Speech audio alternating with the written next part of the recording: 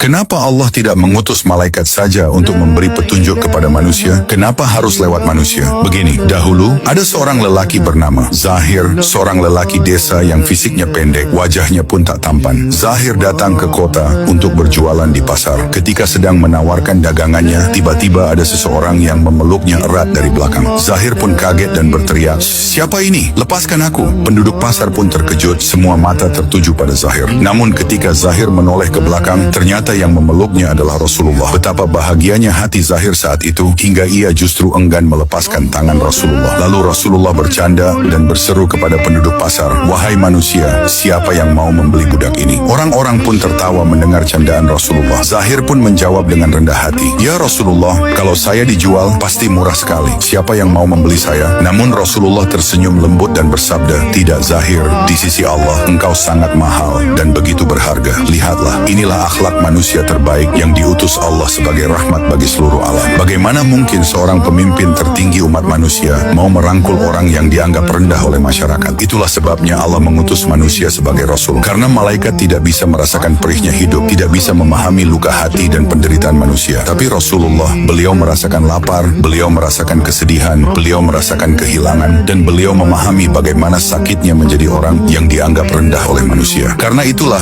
hanya manusia yang bisa membimbing hati manusia, bukan malaikat.